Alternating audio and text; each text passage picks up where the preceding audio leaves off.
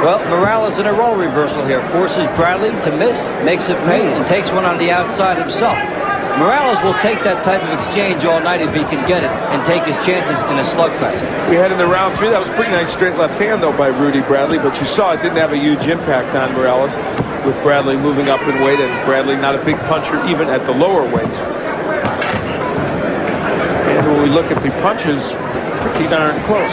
And when you look at the numbers throughout this fight, they're going to deceive you in a sense, because this fight will be decided probably by those hard shots inside, whether or not Morales gets them off. Unless, of course, Rudy Bradley over the course of time builds up a huge edge by boxing, etc. Right. Bradley would seem to need a huge edge to win the fight. If it's close in numbers, it would seem to be Morales' fight. Now, there's the reason with that last right hand why a Morales will land against the Bradley and others won't. He's a power puncher who throws a lot of combinations. It was the last one that got there. So if you keep firing, something will come to you at the end. And he was in squared up position, good spot, keep on landing his shots. Bradley has been quite willing, seeming to understand that he has to make some type of a statement early in this fight. It's interesting, and he knows he's probably got to get some kind of margin. Not running from Morales.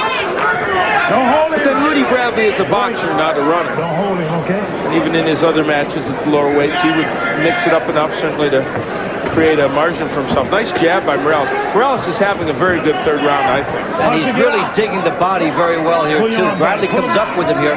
And Morales will trade in this attrition battle all night if Bradley will do it with him. Erik Morales ranked number 1 by the WBC. He's hoping to get a shot at Daniel Zaragoza, the title holder, as we showed you before the fight. One of 5 current Mexicans who have world championships. Good straight hand by Bradley. Could he hurt Morales? He backed him up. Wow, I don't know. He certainly sent the message to Morales that he can't walk straight in, which Morales did in that instance, instead of shuffling over and trying to create an opening with his right hand. Well, we told you at the beginning, Rudy Bradley would not be an easy foe for Erik Morales, and he hasn't been. Came in here on 5 days' notice. Don't hold him, don't hold him. Eddie Croft, who you know you've seen on our network here, a very clever boxer, puncher type, had to pull out. And how about your Morales preparing for a right-hander? Now you get a lefty. That's not too easy either. Seconds remaining here in round 3. It's been a very, very interesting round. And we assume there will be more of same. So come on back. We're back, and there is Erik Morales getting the instructions in Spanish, of course. And here's some bad news for him.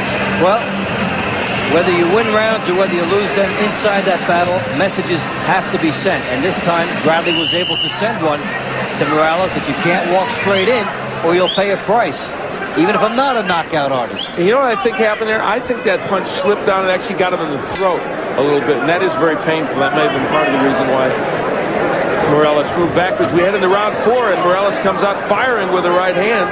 It is scheduled for 12. I'm Al Bernstein along with Dave Bontempo. We're delighted you joined us for our Sunday night boxing. And the 2 combatants are Erik Morales in the white trunks, and in the red it's Rudy Bradley. They're fighting for Morales' NABF Super Bantamweight Championship. Yeah, Morales opening it up, huh? 4 punches. A huge edge. Running away with it here. Wow, he had a 3-punch edge in the 3rd round alone. Right hand by Morales. Well, you do have Morales winning all 3 rounds, which is quite plausible. And everyone razor thin, obviously. I think he's been a little stronger, while Bradley has been a little cuter. Well, of course you did. He was 4 punches ahead. He won each round by 1 punch. And he loaded up in the last round. Yeah, he won it by 2. The man got aggressive. He's a little bit more cognizant of cutting off the ring in this round, Morales is. He's landed some good right-hand leads, and now they're in the countering, able to land those 2. One thing I want to say about this fight, even though you have a lefty and a righty, even though you have a boxer and a puncher, and sometimes that formula could make for a not interesting fight. I think this is an interesting fight. They're throwing punches, they're landing punches, and they're creating some interesting situations in this. And they're showing that this style does not have to be boring for the fans as long as the fighters want to stay active and keep trying to do things off of their strategies, which is what we've got. Morales is constantly trying to cut off the ring. Bradley, as the heads came together, Bradley is trying to do some things on the angles.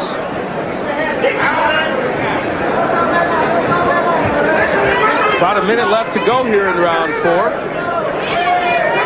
Is there blood on the nose of Rudy Bradley?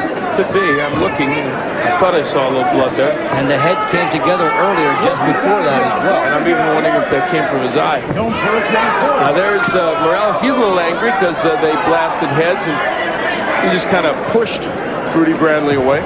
And you also see with this style why there might be some more pushing off, as Morales wants to get room. Doesn't want Bradley all over this ring. Rudy Bradley, you can tell, is a very, very crafty boxer. And if Erik Morales gets through this test at 19 years of age, he will have learned a lot. Actually, even if he didn't get through the test, he would have learned a lot. Sometimes the best fights you have are the ones you don't look the best in at all. We'll be back for more in round 5.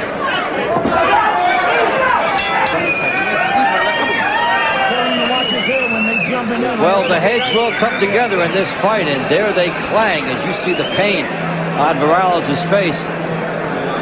But the blood is ruled to have come from a punch informed by Richard Steele in between rounds. But that is something that shows you, with these guys both trying to get positioning, that was quite a collision, too. And ironically, no cut to Morales, but previous to that, Rudy Bradley had been cut, but Richard Steele came over and told the corner that the cut was caused by a punch. And so he made the differentiation. So now, no penalty and none of the headbutting situations coming into play here.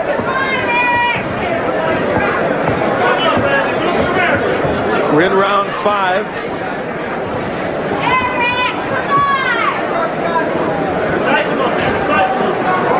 Close in round 4 again, as always.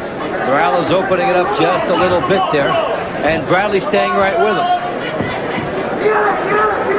We're in round 5. This is our main event.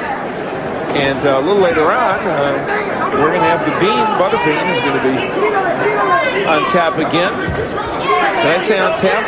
Might be an appropriate phrase for him. Morales continuing to whack away as Bradley gets between the ropes. Rudy Bradley, the 28-year-old veteran, stepping up in weight. He's from Phoenix, Arizona.